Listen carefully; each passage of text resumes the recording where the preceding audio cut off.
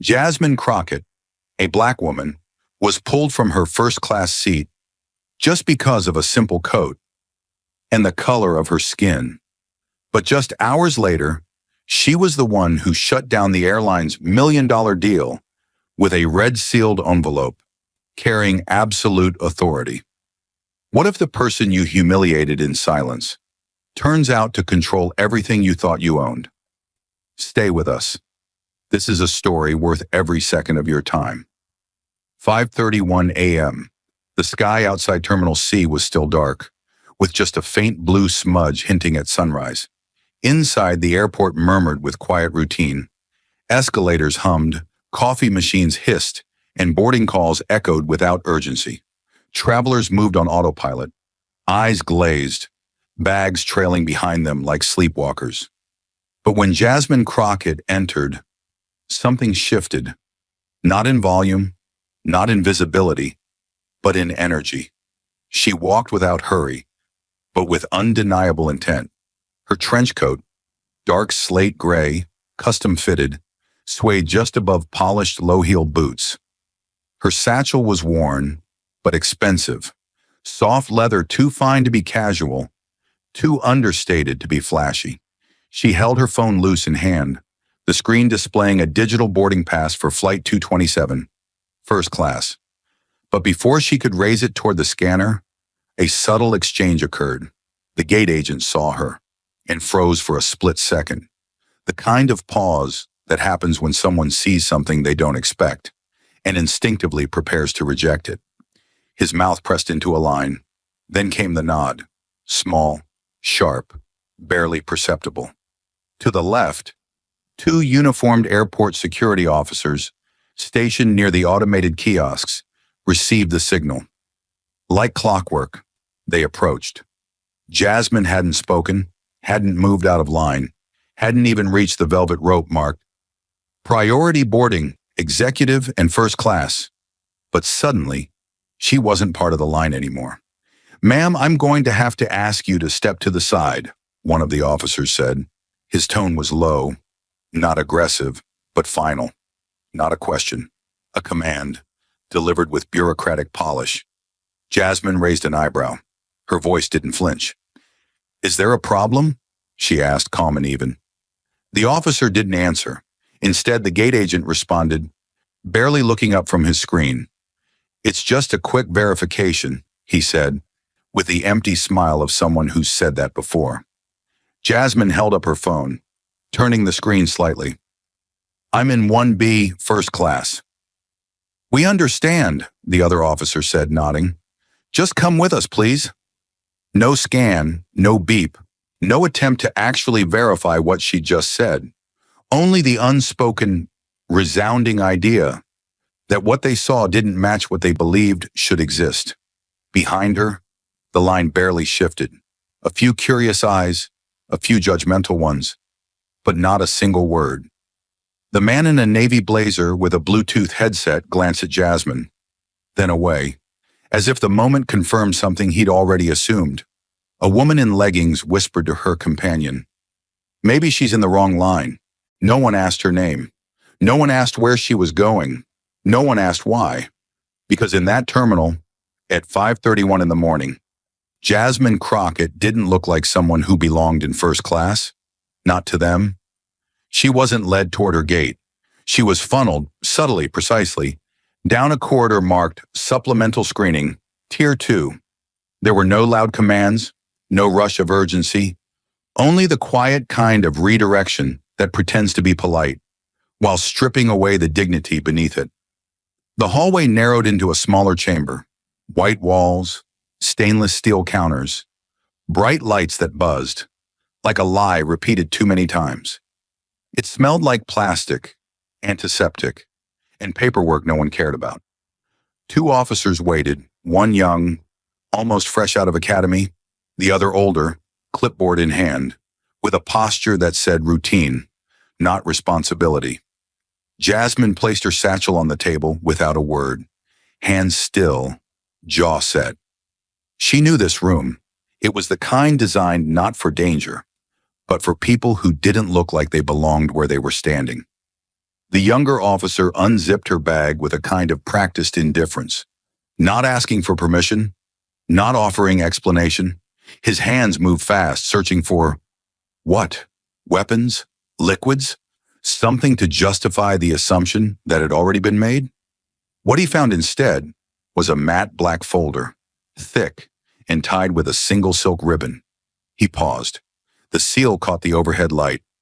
Dark crimson wax, embossed with a crest, 3 concentric triangles, and the initials, G.H. Genesis Holdings. He held it up like it was suspicious. "What's this?" he asked, frowning slightly. Jasmine looked him in the eye, voice level. "Confidential corporate material," she said, "not for third-party review." But he didn't stop. He didn't even hesitate. The ribbon slid off with a tug. The wax seal cracked like a bone under pressure. Soundless tension. He opened the folder and laid it flat across the table. Inside, 6 pages of ultra-thin, fiber-woven legal stock, each one marked with serialized security codes, watermarked headers, and embossed stamps of authenticity. Across the top, strategic equity transfer, Genesis Holdings to Havenport Air. 4th line, final stakeholder signature, Jasmine M. Crockett.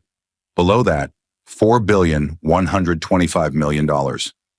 The agent's eyes scanned the text, uncomprehending. "Is this real?" he asked.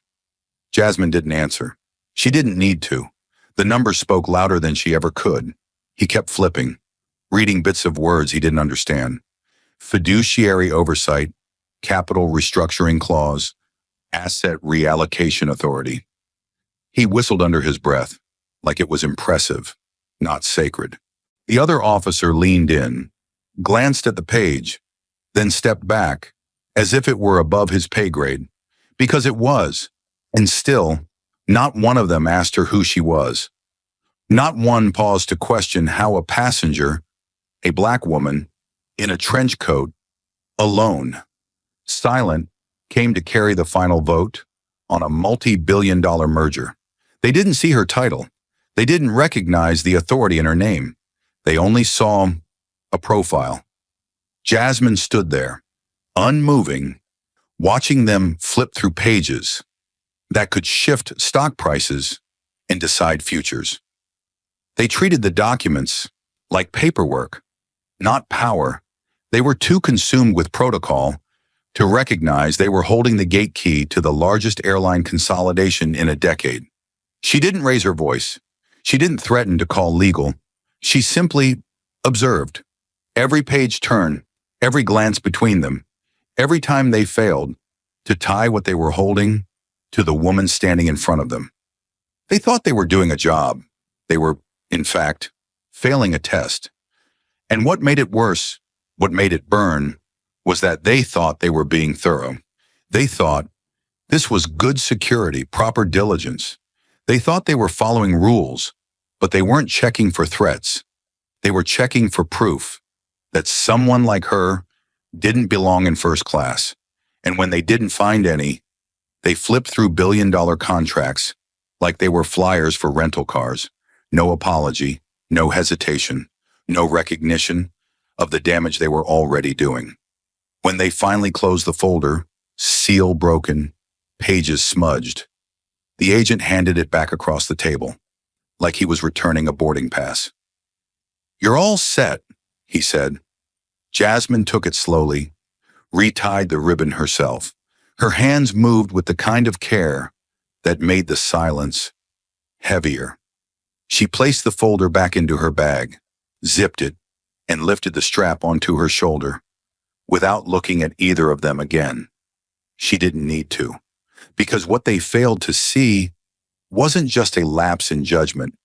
It was an institutional reflex, the kind that costs more than lawsuits, the kind that costs power.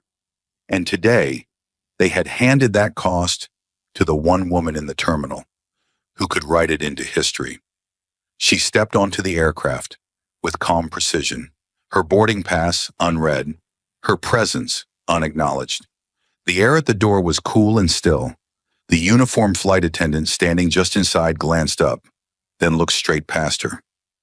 No nod, no smile, no greeting. Just a flick of the eyes, before turning attention to the white man stepping in behind her. "Welcome aboard, sir," the attendant said. Voice bright, eyes warm. Jasmine said nothing. She didn't need to. The message had already been delivered. Her silence wasn't absence. It was the sharpest object in the room.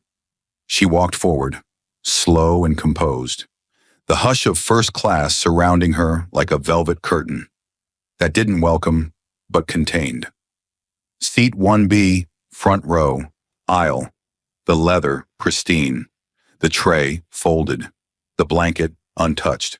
No one standing near it made space for her. No one acknowledged her presence. Another attendant passed with a tray of champagne flutes, offering to 1A, to 2A, then to 2C. She paused near Jasmine, glanced at her ticket stub, visible in hand, then walked on. Jasmine sat, carefully removing her coat, folding it over her lap. She placed her bag beneath the seat, her fingers brushing over the black folder inside, like checking for a pulse. "No, can I take your coat?" "No, would you like a drink?" "No, welcome aboard, Miss Crockett." Not a smile, not a nod, not a word. By the time the seatbelt light dimmed, they'd already made a choice, not to confront her, but to erase her, one omission at a time. By the time the seatbelt light turned off, they'd already made their decision, not to challenge her, but to quietly erase her, one small exclusion at a time. The cart came rolling down the aisle, like a ritual, silver handles, polished chrome trays, steam rising from a shallow basin of folded white towels. One attendant led, another followed, like a silent echo. They stopped at seat 1A. "Here you go, sir," the lead said brightly, offering a towel with silver tongs and a practiced smile. He nodded, thanked her. The towel passed Storming easily into his hand. Then they moved forward. Jasmine watched, the tray shift slightly as it turned toward her seat, then away. No hesitation, no confusion, just a pivot. The same arm that had extended seconds earlier simply didn't. She wasn't overlooked. She was calculatedly bypassed. The towel went to 2A, then 2C, then the cart was gone. Jasmine didn't blink. She didn't tilt her head in question. She'd seen this choreography before, how something as basic as a warm towel could become a declaration of who did and didn't belong. Her hands stayed still, folded gently in her lap, one thumb tracing the hem of her coat sleeve. The fabric was fine wool. Spoke, but none of that mattered here. In this space, attention was a currency, and they had already decided she hadn't earned it. 10 minutes passed. The hum of the cabin deepened. Passengers adjusted their reclines. One attendant moved down the aisle, offering drinks, orange juice, sparkling wine, water. The man across from her received 2 bottles and a second napkin. The woman behind her was offered a choice of red or white. Jasmine waited until the attendant circled back within earshot. She pressed the call button. A pause, then footsteps. The woman who approached wore the smile of someone prepared to be patient, but only briefly. "Yes, ma'am?" Jasmine didn't raise her voice. "I'd like a glass of water, please." The attendant nodded, turned toward the galley, returned a minute later, empty-handed. "I'm sorry," she said, lips tight. "Your fare class doesn't include complimentary beverage service." Jasmine paused. "I'm seated in 1B, she said. No emotion, just clarity. "Yes, ma'am, but certain tickets, promotional upgrades, mileage exchanges, they don't qualify for the full service." Jasmine looked at her for a beat, just long enough for the lie to dry in the air. "Would you like to purchase a bottle?" the attendant added quickly. "No," Jasmine said. "All right then," she replied, and moved on. A man 2 rows back chuckled quietly. Leaning slightly into the aisle, he spoke to the flight attendant in passing. "She probably got lucky with an upgrade or something," he said. "Doesn't seem like the usual first-class type, you know?" His voice wasn't cruel. It was worse, casual. The kind of voice that had practiced being comfortable saying things like that out loud. The attendant didn't respond, but she smiled anyway, as if she agreed. Jasmine didn't turn around. She didn't correct him. What would she even say? That she was the one holding the pen that would decide the airline's future? That the paper he was dismissing her over was worth more than his mortgage, retirement plan, and children's tuition combined? Number. That wasn't the kind of truth you said out loud. It was the kind you signed silently. Meal service began not long after. A fresh set of attendants came down the aisle, with a double-stacked cart lined with linen cloth and small bowls of butter. The cabin filled with the smell of roasted garlic, seared meat, a hint of lemon. The process was clockwork. A flight attendant stopped at 1A, smiled warmly. "We have 2 options today, herb-crusted chicken or miso-glazed cod." The man chose the cod. She jotted it down, moved across the aisle to 2A, offered the same. Then 2C, Jasmine sat upright, unfolded her napkin onto her lap. But the cart passed. No one asked her preference. No one offered a menu, not even a glance. The attendant near her shoulder checked something on the manifest, turned, and walked on. It wasn't a mistake. If it had been, there would have been surprise in her body language, an instinctive half-turn, an apology, a correction. There was none, just distance, polished, intentional, normalized. Jasmine didn't follow the cart with her eyes. She simply lowered her hand, pressed her palm lightly against the satchel tucked under the seat in front of her. Inside, the folder remained sealed, not legally, but symbolically. The documents inside authorized the final release of $4.1 billion in capital. Signatures, board approvals, a legacy clause, a single line left blank. One she had the right and power to fill. Her fingers brushed over the zipper, slowly, not to open it, but to feel its weight. Every skipped gesture, every silent insult, every quiet, perfect way. They told her she didn't belong. It was all being recorded, not on video, but in consequence. And when the moment came, she wouldn't need to raise her voice. She would raise the price. By the time the meal carts disappeared and the cabin lights dimmed, they had tried everything subtle, and now they were ready to try something louder. The cabin had gone quiet again, but this time it wasn't peaceful. It was the kind of silence that lingers before something happens, a silence that watches, that waits. Jasmine had not spoken, had not moved, but somehow her presence, her stillness, had become the loudest thing in first class. She could feel it in the air now, the slight stiffness in the attendant's walk, the sideways glances from the man across the aisle, the subtle way the service flow bent around her row. So when the lead flight attendant returned, for the 3rd time, she was already prepared. This time, he didn't crouch. He stood over her. Clipboard gone, smile gone, hands folded in front of him, like someone who'd just been told to stop being polite.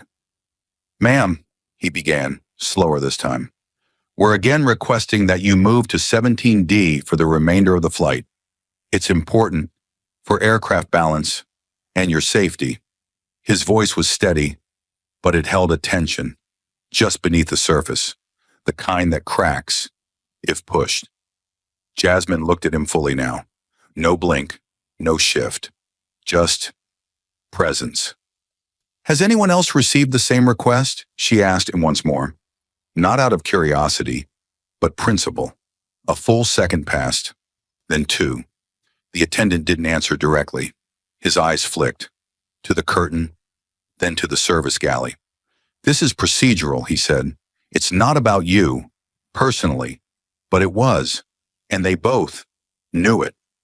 Jasmine didn't respond right away. She sat back, an inch, exhaled through her nose, and let the silence drag. I'm fine where I am, she said clearly. No apology, no smile, no room for negotiation. The flight attendant didn't move. Something in his posture shifted. Straighter now, more rigid, like he'd finally gotten permission to stop pretending. He adjusted the cuffs of his uniform, dropped his voice, quiet enough that nearby passengers couldn't hear. If you choose not to comply, he said, you'll be marked as non-cooperative.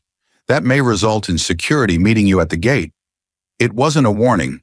It was a verdict. Jasmine's expression didn't change. Her hands stayed exactly where they were, folded calmly in her lap, the edge of the satchel just brushing against her knee. Inside that satchel was a sealed folder, still untouched.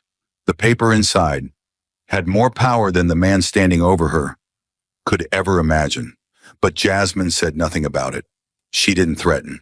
She didn't raise her voice. She only spoke once more. That won't be necessary.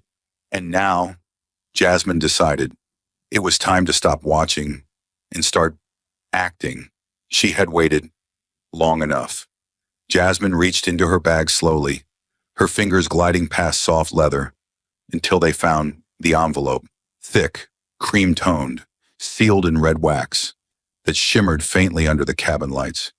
She drew it out with care, placing it gently on the tray in front of her, centered like a final card at the end of a long game.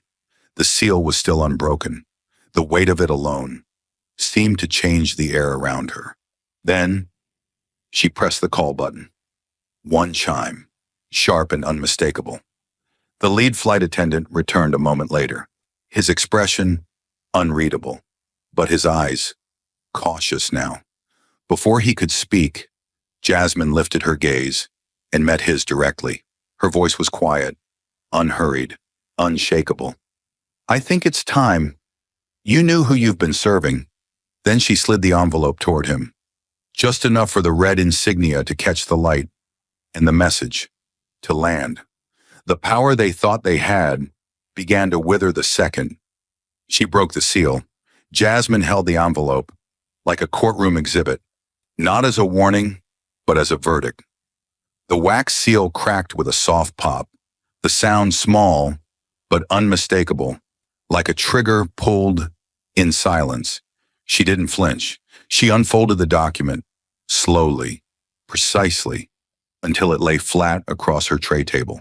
The heavy cream stock absorbed the cabin's low light, like it was designed to shine only in moments like this. At the top, the header screamed, without volume, stakeholder override access, Jasmine Crockett. Beneath it, her clearance code, her position, her authority, not as a passenger, not even as legal counsel, but as the final anonymous vote holder on a multi-billion-dollar merger. Her name was there, in serifed ink, not handwritten, embedded, authorized, permanent. She didn't need to say it. The paper said it all. The lead flight attendant leaned forward, instinctively, as if proximity might help him understand what he was seeing. His eyes scanned the first few lines, then darted back to the seal, then to Jasmine's face, and his confidence drained visibly, like a curtain being pulled back, too fast. Ms. Crockett, he began, voice thinner now, forced into a register, far more uncertain than the one he'd used when telling her to move. I didn't realize. Jasmine looked at him, not with rage, not with arrogance, but with cold, surgical clarity. My name is Jasmine Crockett, she said, her voice calm but cutting. I'm the final compliance stakeholder for Genesis Holdings. The vote to release $4.1 billion in capital investment for your airline goes through me, or doesn't. He blinked, stunned. She paused, then added, slower, sharper. You dismissed me because I didn't look like what you expect power to look like. Because I'm a black woman in a $70 coat, not a designer one. Because I don't speak like I need your approval. You didn't see who I was You just saw my skin. She let the words hang. He had no place to put them. No, she said again. You didn't know because you never thought you needed to. He straightened, as if trying to reassert control, but the effect was hollow. His hands twitched at his sides, unsure whether to grab the paper, apologize again, or disappear. Around them, the quiet in first class had shifted entirely. A woman across the aisle had stopped pretending not to listen. The man in 1A had put down his drink. Someone further back and whispered, "She's someone important," as if they hadn't spent the last 2 hours pretending she wasn't someone at all. The cabin wasn't just watching, it was recalibrating. The flight attendant's apology came too late, too rushed, too reflexive. "Please accept my apologies, Miss Crockett. I assure you this isn't how we—" Jasmine didn't respond. She didn't need to. She turned her eyes back to the document, letting his words drift into the static hum of the plane. Because now, everything they had done, every skipped towel, every denied drink, every seat reassignment, every whisper, was hanging in the air, like smoke from a fire they swore wasn't burning. This wasn't just about her identity. It was about exposure. She hadn't raised her voice once. She hadn't threatened, filmed, or shouted. But now, every eye was on her. Not because she demanded to be seen, but because, too late, they finally were. And in trying to remove her from the seat they believed she didn't deserve, they had just placed their entire future in the hands of the one woman who could now decide whether they kept flying at all. Revealing who she was changed the room, but confirming it changed the system. With no fanfare, no grand gesture, Jasmine reached into her satchel and withdrew a device that looked almost ordinary until it was opened. A matte black security case, compact, sleek, no logo, no brand, no external signal of value, but the hinge was reinforced. The frame, titanium. This wasn't consumer tech, it was governance hardware. Inside, a secure terminal lit up the moment she flipped it open, its screen a low glow of anticipation. Her fingers moved with the ease of someone who had done this before. She didn't fumble. She didn't hesitate. Her thumb pressed the biometric reader. One soft click, and the screen blinked red. A pause, then green. The home interface unfolded, in layers in one after the other. Trust access, compliance verification, capital signature relay. She tapped the sequence code. 6 digits, each one entered with mechanical certainty. There was no flourish, just confirmation. Her screen responded in under 3 seconds. A pulse of blue light spread across the device, followed by a soft tone that sounded almost like a breath. Transaction authority, confirmed. The font was neutral. The meaning was anything but. That single action had just released a compliance chain across multiple institutions, the kind that didn't wait for permission, the kind that didn't care about tone or attire or assumptions. From that moment, her presence was no longer anonymous. She wasn't a woman in seat 1B. She was the stakeholder, and the system had just remembered who she was. On board, no one else heard it, no chimes, no announcements, but deep within the encrypted network, that governed internal risk at Havenport Airlines. A flag was triggered, a flag that wasn't supposed to light up unless someone very specific and very powerful made it do so. A passenger profile updated, Flight 447's cabin log spun for a second, recalibrated itself, and issued a silent, urgent ping marked Alert. Strategic Identity Activation.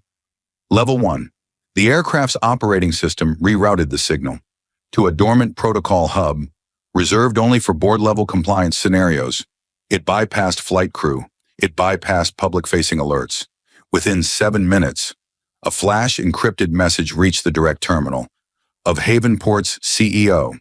No subject line, no explanation, just her name, her clearance, and one bold status line: Crockett, Jasmine, override access, live. The system didn't need to explain. It just stopped moving beneath her. Back in her seat, Jasmine closed the terminal and placed it back in the case without a word. The sound of the latch clicking shut was almost delicate, like sealing, a decision that could not be undone. She didn't look around. She didn't look at the flight attendant, who was now standing, a little too still, near the galley. She didn't even glance at the man across the aisle, who had once assumed she was sitting in the wrong section. She didn't need to. They felt it, even without understanding the tech, the code, or the language. They felt the shift, because power has a weight to it when it finally lands. And Jasmine carried it, like she had always known, exactly where it belonged. She sat back into her seat, not with satisfaction, but with certainty. Her hand rested again on the armrest, fingers still, breath steady. The sky outside the window hadn't changed, but the altitude had. She didn't need another word, another apology, another seat offer. The document was signed. The line was sent. And now, the plane flew differently, not because of turbulence, but because for the first time, all morning, everyone on board finally understood who was flying with them. Sometimes, you don't need to raise your voice to be heard. Sometimes, one line of confirmation is enough to flip the balance of power at 36,000 feet. The plane had landed, but the real turbulence was only just beginning. The moment the wheels touched the runway, something invisible but powerful kicked into motion. Inside Havenport Airline's secure systems, every transaction linked to the $4.1 billion Genesis Holdings deal was frozen. Accounts locked. Fund transfers halted. Smart contracts deactivated. In real time, monitors in the finance division blinked, from green to gray. No explanation. Just a single red flag flashing across terminals. Temporarily suspended. Tier 1 stakeholder override activated. No one had ever seen that level of clearance used before, and no one expected it to come from a silent passenger in seat 1B at Havenport's corporate headquarters, far from the calm cabin Jasmine now sat in. The CEO's private inbox lit up with an urgent, encrypted message. No greeting, no attachments, just one short, cold paragraph. Confirmed violation of ethical conduct involving a Tier 1 passenger. Immediate internal investigation required. All transactions suspended pending official review. It was signed by hand, E. Dumont, chair of the Genesis Oversight Committee. The name alone sent a ripple of silence through the boardroom. Phones buzzed, coffee was left untouched. A meeting was called within 10 minutes. Someone asked aloud, "Who is Jasmine Crockett?" And another, lower voice answered, from across the table, "She's the one who can approve or cancel the entire deal." No one asked further. That was enough. Back on the plane, Jasmine hadn't moved. She sat quietly, not needing to raise her voice, not needing to explain herself. What she had done, activating her authority, was already speaking louder than any confrontation could. She didn't have to argue, didn't demand, didn't post anything online. Her confirmation code had done it for her, and now, the people who thought they could ignore her were learning something far more unsettling. Real power doesn't need to announce itself. It just needs one line of confirmation to change everything. The plane was back on the ground. But for the people who thought they'd left judgment behind at 36,000 feet, the real descent was just beginning. Within 40 minutes of Flight 447's landing, an encrypted access key was used by Havenport's Internal Ethics Division to unlock the aircraft's full-service dataset. This wasn't routine protocol. This was a Class A audit trigger, a security-level event that bypassed departmental approval.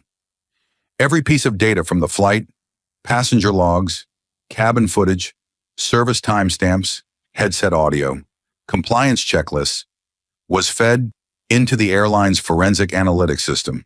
The AI flagged 15 anomalies in under 8 minutes. 9 involved Seat 1B. 1 involved a skip manifest signature that matched Jasmine Crockett's drink denial. 3 were cross-referenced with crew audio. Nothing had to be interpreted. It was all there, recorded in the sterile, impartial memory of a system that doesn't forget. No emotion, no excuses, just action, indexed, time-coded. The machine didn't care about intent. It recorded impact. The audio file was short, just under 20 seconds, but it hit like a thunderclap in the ethics review chamber. One voice said casually, "She doesn't fit in first class." Another replied with a low chuckle, "Probably use points." A third, on our more distant, "Yeah, definitely not our usual profile." The comments weren't shouted, they were whispered, exchanged with the confidence of people who believed they were behind the curtain of professionalism. What they didn't know was that every uniform worn on board was equipped with live audio backup for cross-shift training reviews. The exact technology designed to protect them had now become their undoing. The audio wasn't blurry, wasn't disputed. It was sharp, clear, lined with quiet disdain. Played back through boardroom speakers, it felt louder than it ever did on the plane. Once the evidence was played, the room fell silent. Not one of the department heads said a word. Not legal, not HR, not flight ops. The ethics committee chair, a woman who had defended staff for years, slowly removed her glasses and placed them on the table, like she was stepping away from a responsibility she no longer wanted. "This isn't about tone," she said. "This is about belief, about the kind of story they thought no one would ever tell." A few seats away, a senior VP closed his laptop without finishing his sentence. Another official, pale and stunned, asked, "How long did this go on?" The answer came from a data analyst in the corner, quietly reading from a printed log. 7 recorded instances over 2 hours. No recorded violations until she boarded. All violations stopped after she revealed her identity. Termination notices were drafted before lunch. 4 employees dismissed on the spot. 1 tried to call the union. The union declined to intervene. The evidence was too clear, the cause too justified. The company's legal team signed off with one line: termination under Ethical Breach Clause 5B, prejudicial behavior in the course of premium tier service. There was no fanfare, just badge deactivation, uniform collection, and permanent revocation of long-haul status. Internal access revoked across flight crew scheduling systems. Their names were removed from elite route rotations, then flagged in red for audit memory storage. They weren't just off the roster, they were off the record. Across internal channels, Havenport issued an emergency bulletin: Flight 447 findings, immediate operational action. It laid out the investigation results with brutal clarity, followed by a message from the CEO himself. This is not a customer service failure. This is a failure of recognition. We saw the badge and ignored the person. That ends now. All high-tier customer service departments were placed on temporary review. Cross-functional diversity retraining, scheduled at every hub. Flight leads received an updated passenger conduct protocol memo by end of day, and yet Jasmine never demanded any of this. She never raised her voice. She didn't ask for revenge. She simply sat in her seat, calm, unshaken, and let the system expose itself. Because real justice doesn't always arrive with noise. Sometimes it arrives in silence and writes everything down. The comments that once passed as jokes were now evidence. The subtle exclusions, now policy violations. The people who once felt confident enough to whisper, had underestimated the one woman who didn't need to speak at all. And the system that had once tried to erase her was now rewriting itself because of her. The plane had landed. The passenger had disembarked. There was no confrontation at the gate, no shouting, no social media post going viral. Just a quiet woman stepping off Flight 447 and into the terminal. Her envelope sealed, her mission complete. But somewhere, in the upper floors of Havenport Airlines headquarters, the silence she'd left behind had become something else entirely. A signal. At 9:14 a.m., the executive elevator dinged open on the 28th floor. The room they entered wasn't labeled War Room, but it might as well have been. Polished, windowless, soundproofed, off-grid, secured by facial recognition. 6 people entered. Malcolm Drayton, the CEO, jaw clenched, tie slightly loosened. Laura Sedge, general counsel, clutching a legal folder like a loaded weapon. Yvonne Cho, director of risk, already pale and sweating. 2 crisis consultants from Sentinel Strategies, stone-faced professionals, trained to help corporations survive their own arrogance. And finally, the quietest man in the room, a representative from Genesis Holdings. No nameplate, no introduction, just a black folder on the table. Its seal bore 4 embossed letters, GSEC. Nobody offered coffee. Nobody made small talk. The air was already heavy, with something that didn't need to be said. Drayton broke the silence first. We contain. We don't confess. We move fast. Fix it, then forget it ever happened. Clear? No one responded, but no one disagreed. Laura opened the folder. Flight 447, she said calmly. Surveillance footage, cabin audio, internal communication logs, all time-stamped, all verified. No redactions. She slid printed transcripts across the table. Underlines, marked in red ink. A color that looked like blood against white paper. She doesn't fit in first class. Probably used points to upgrade. Not our usual profile. Drayton stared at the page. Tell me these weren't caught on passenger video. Worse, Laura said. They were caught on our own crew network. Audio pulled from closed-channel comms and overhead mics, all synced with the service log. Everything she was denied in towels, drinks, even the meal, matches the timestamps where these lines were spoken. Ivan leaned forward, already defensive. So, we do what? Apologize?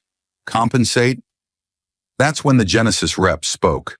His voice wasn't cold. It was clinical, like someone stating an autopsy result.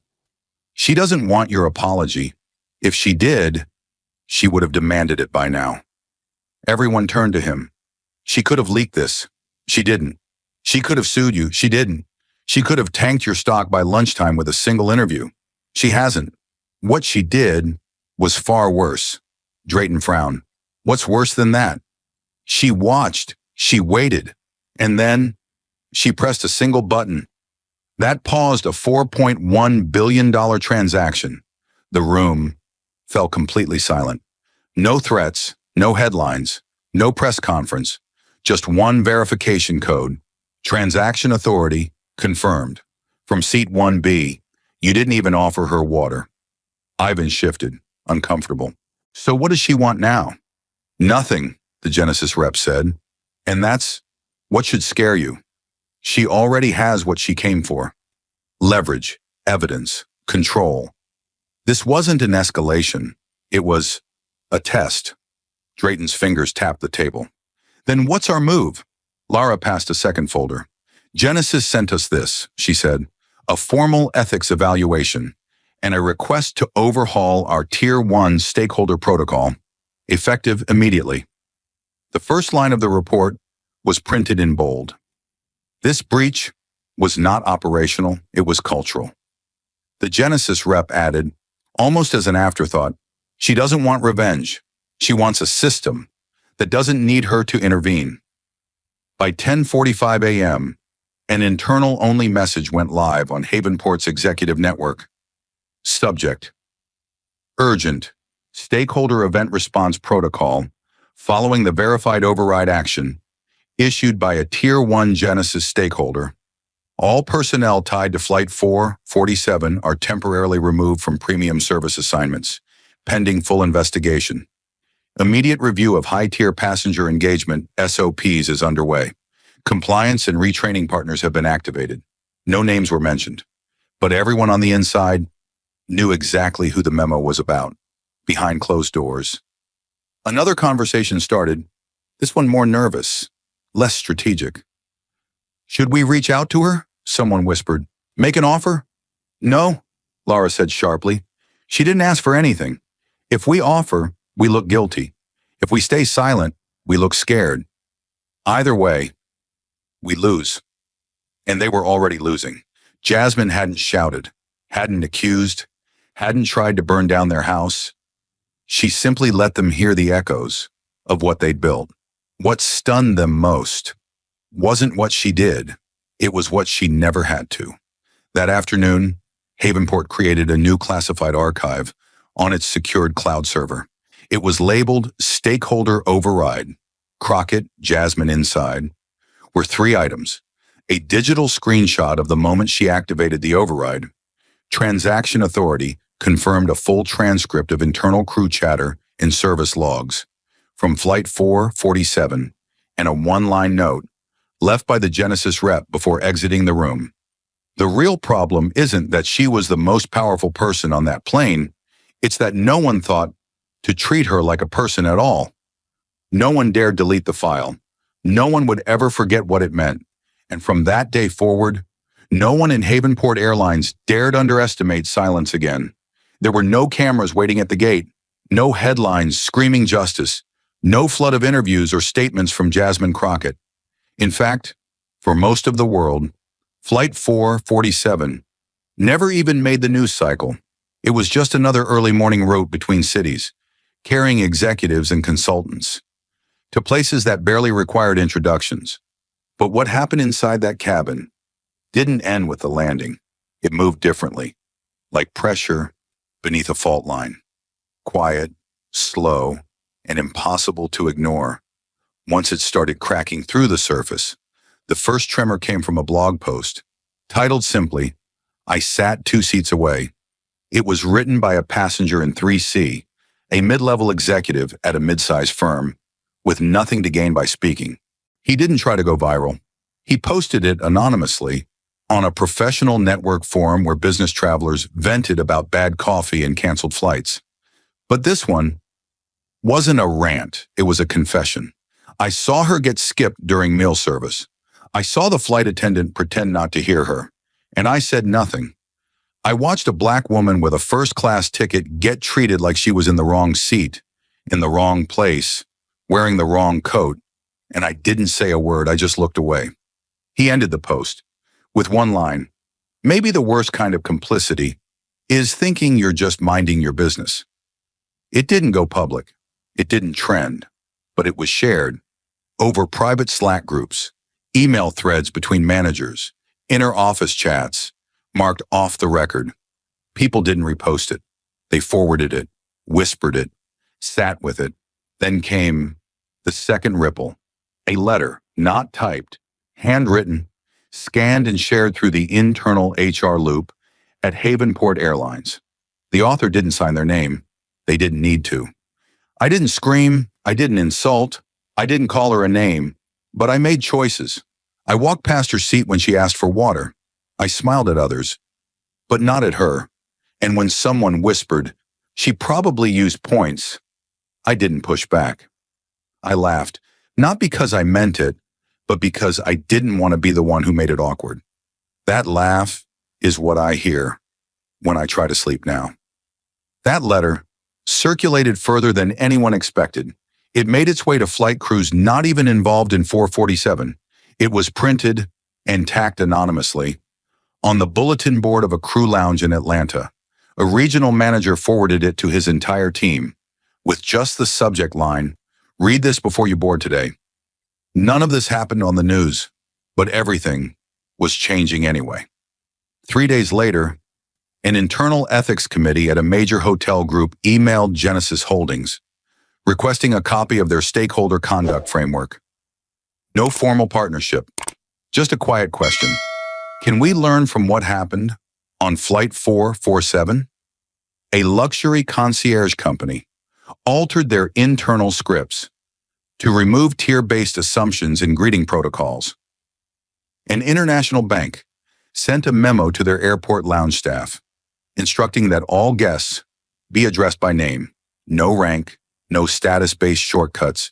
No one said why, but everyone knew. The most telling change didn't come from policy, it came from posture. A senior director at an international logistics firm sent a company-wide message after reading the cabin transcript from the Jasmine incident, a document that had leaked discreetly through back-channel HR networks. This isn't a DEI issue. This is a dignity issue. We can't automate respect. And when people like Jasmine walk through our systems unseen, it's not because they're invisible, because we trained ourselves not to see them. Someone on his team printed that out and taped it to the wall of a regional office. Weeks later, it was still there, faded, but untouched. No photos of Jasmine ever circulated, no interviews, no quotes, but the image people held was vivid. A black woman, seated in silence, fingers resting on a sealed envelope, absorbing exclusion in real time and not breaking. One Fortune 100 executive wrote in a private investor Slack group, "She never raised her voice. And yet, here we are, all of us reviewing protocols and holding emergency meetings. Imagine what would have happened if she had." But the truth was, Jasmine didn't need volume. She didn't need a platform. She had presence. She had silence, sharpened to a blade. And when systems ignored her, that silence became a mirror. Not for her, for them. 1 week after the flight, the Genesis representative who attended the internal Havenport meeting was overheard saying this over a secure call. "We've seen what power looks like when it's loud, but Jasmine proved something else, that the most dangerous kind of power is the one that doesn't ask to be noticed. It simply waits for the moment you forget it's there, and then reminds you who's holding the pen." And that's exactly what she'd done. Not through statements, not through scandal, but through sequence, through stillness, through letting the system tell on itself. The story never hit mainstream outlets, no articles, no hashtags, but it moved from inbox to inbox, from crew lounge, boardroom, from policy checklist to personal shame. And that movement, slow, steady, unflinching, was louder than any headline could ever be. Weeks passed. The world didn't explode. No press scandal. No TV segment. Jasmine Crockett never said a word publicly. Her name never trended. But behind closed doors, in rooms with no cameras and few windows, something far more profound was happening. Quiet as it began, it kept moving, like water under a foundation, reshaping the structure itself. At Genesis Holdings, the quarterly executive report listed Jasmine's name only once, at the very bottom, in the smallest font, under compliance override and stakeholder activity. But in the internal circles, that single line had weight. It read, "Final signature validated, Crockett, J. Tier 1 override confirmed." What it meant, she had resumed the $4.1 billion transaction. What it didn't say, she signed it under new terms.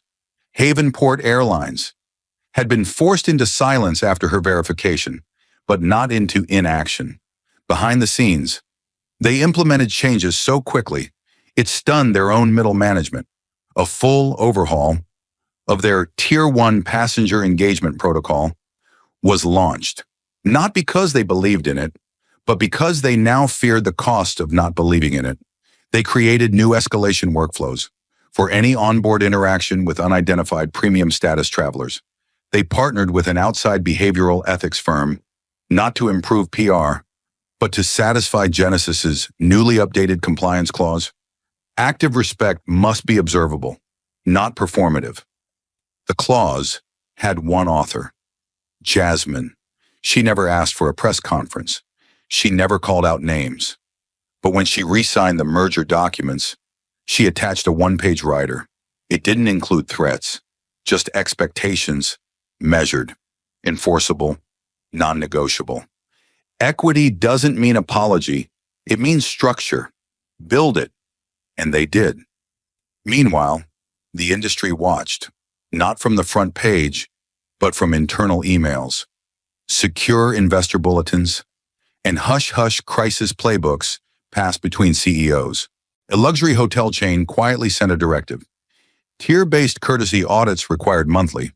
A global credit card concierge service launched a dignity detection workshop. A five-star airline updated their app with an anonymous passenger feedback vault, a system eerily similar to the one Jasmine once suggested in an internal Genesis pilot 5 years earlier. She was never named, but the fingerprints were hers. A VP at Havenport, in a confidential leadership call, summed it up best. This wasn't PR disaster recovery. This was systemic exposure. And we were lucky. She let us fix it before anyone else found out. But Jasmine didn't do it for them.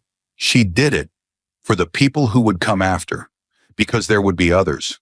Other who wore $70 trench coats instead of $700 ones. Others who carried silence because they'd been taught the world only listened when it had something to fear. Others who wouldn't have a red-sealed envelope in their bag. Only dignity, resilience, and just enough composure not to explode. The real change wasn't that the system bent for Jasmine. It's that it now had to bend for everyone who looked like her before it knew who they were. Genesis quietly archived the event as a benchmark. Internally, they called it Flight 447, the Catalyst Memo. Inside were three things: Jasmine's final override log, time-stamped, a full behavioral analysis of the flight crew and their decisions, a new clause issued to all Genesis partners. Human assumptions may not override stakeholder authority ever again. Meanwhile, Jasmine returned to work, not in an office, but in the same quiet rhythm she always carried. She resumed her silent oversight of transactional portfolios, compliance chains, stakeholder identity protections. She received no award. She refused every internal commendation. But one day, a junior legal clerk at Genesis asked her quietly in the elevator, "Was it hard, sitting through that flight?" Jasmine didn't answer right away. Then she said calmly, "It wasn't hard. It was familiar, and that's the problem." The clerk nodded slowly. "Thank you," he said.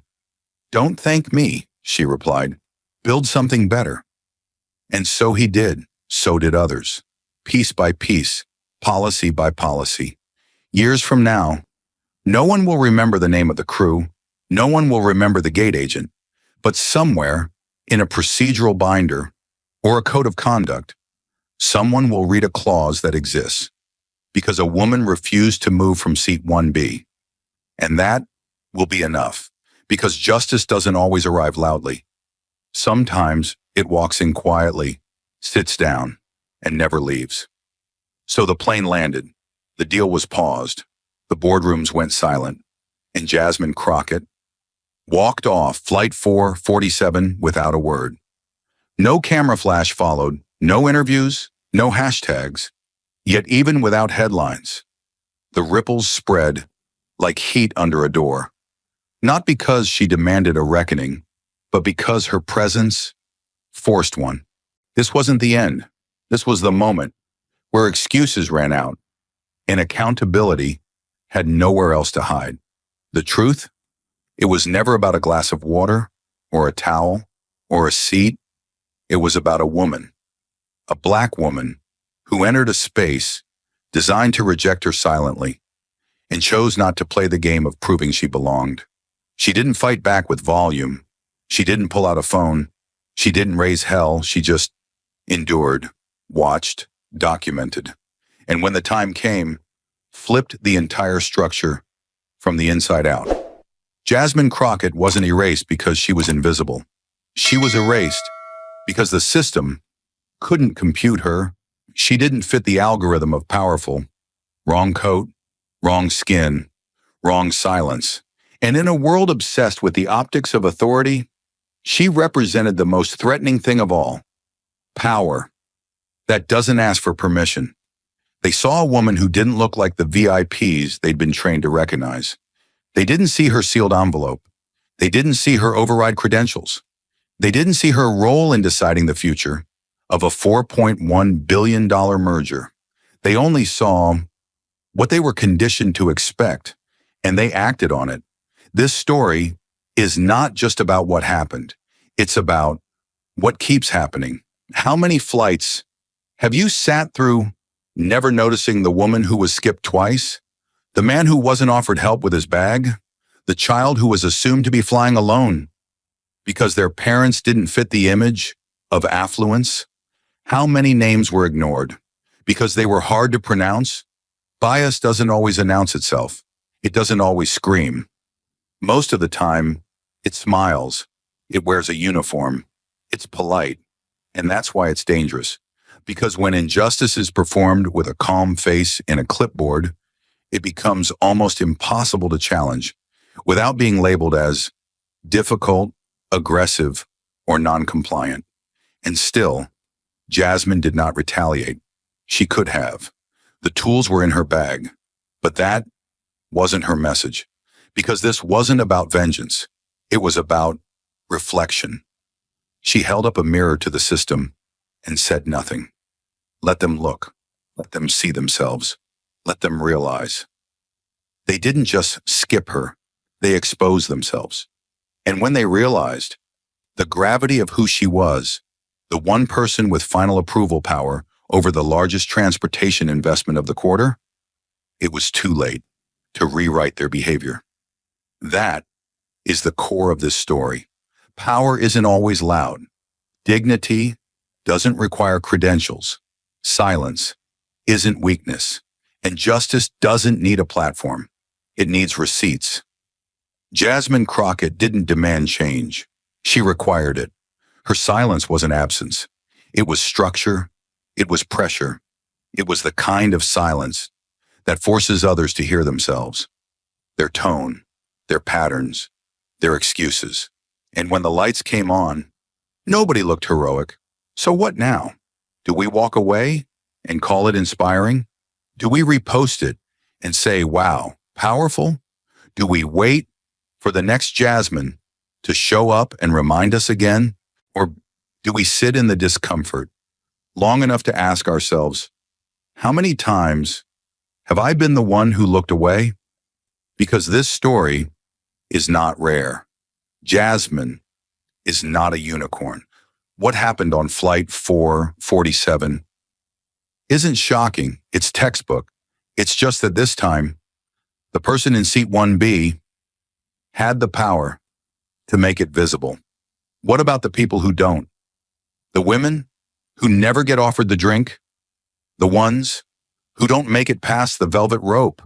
The passengers who don't have an envelope, only dignity, resilience, and just enough composure not to explode?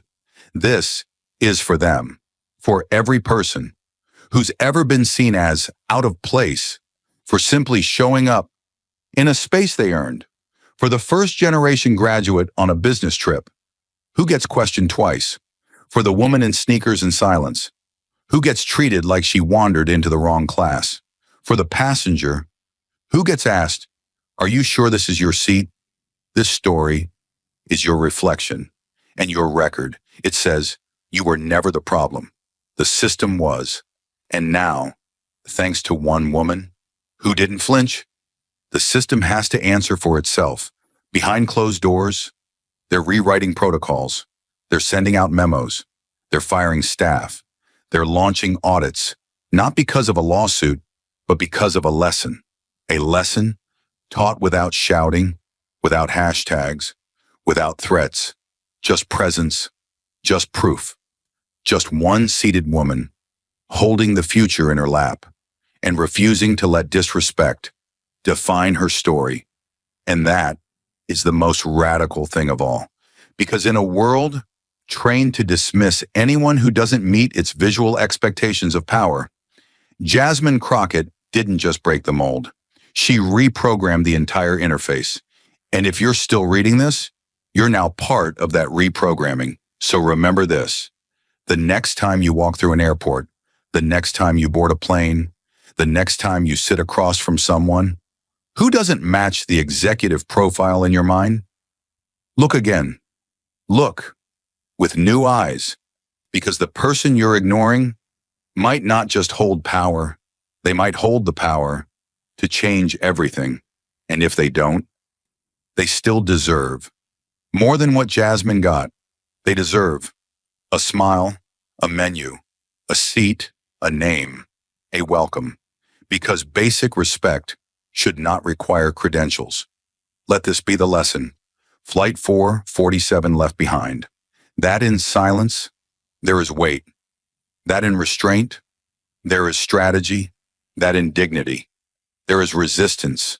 And that, the most unforgettable revolutions, are not always the ones that scream. Sometimes, take their seat, open a sealed envelope, and rewrite the rules and quietly, while everyone else scrambles to understand how the world just shifted. And when history looks back, it won't remember the turbulence. It will remember the stillness of a woman who simply sat in her seat and made an entire system stand up. So now you know.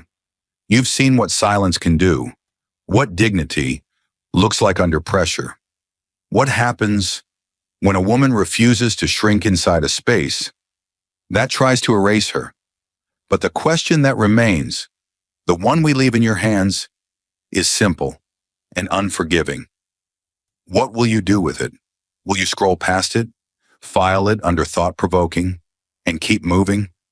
Or will you let it burn just a little in the place where your assumptions live? Because the truth is, Jasmine Crockett didn't go through that flight just to be remembered. She went through it so no one else would have to. Injustice thrives in comfort zones, in politeness, in not my place to speak up. It thrives every time someone witnesses a wrong and chooses silence over risk. It thrives in assumptions, passed off as instincts. And if you felt even a flicker of anger, shame, or disbelief while reading this story, then that spark belongs to you. Use it next time you're in a boardroom, on a flight, at a gate, in a service interaction. Pay attention. Who's being seen? Who's being ignored? Whose voice is getting cut off? And whose presence is being quietly denied? You don't need a red sealed envelope to make an impact. You just need the courage to notice and the guts to say something when the script is playing out in front of you. Because Jasmine didn't stop the system alone. She cracked it open. It's our job to make sure it doesn't close again. This isn't about performative kindness. It's not about diversity optics or brand alignment.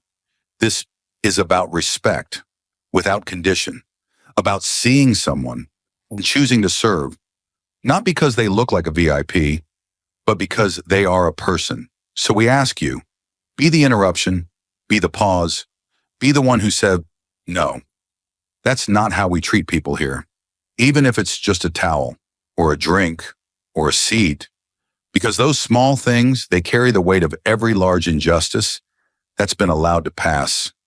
As procedure, share this story, talk about it, not for views, not for clout, for change. Send it to someone who's in charge of people, to someone who thinks they've never made a biased decision, to the one who trains your customer service team, to the one who writes your policies, to the person who says, this doesn't happen here. And when they say, that's intense, tell them, yes, because it's real, because it was quiet, because no one stopped it until one woman made them listen without ever raising her voice. Now, raise yours, use your platform, Use your presence. Use your seat, whatever seat you've earned, to do something with this, because if you're not disrupting it, you're repeating it. And Jasmine Crockett didn't survive that flight so we could stay comfortable in ours. So buckle up, speak up, and never, ever again, stay quiet when someone is being quietly erased. The world doesn't need another viral headline. It needs 100,000 quiet revolutions. Be one. Thank you for watching until this moment and for standing with us on this journey for justice. Your support means everything. Like subscribe and turn on notifications so you never miss what's next. And we'd love to hear your thoughts. Leave a comment below and let us know what moved you most in this story. Together, our voices make a difference.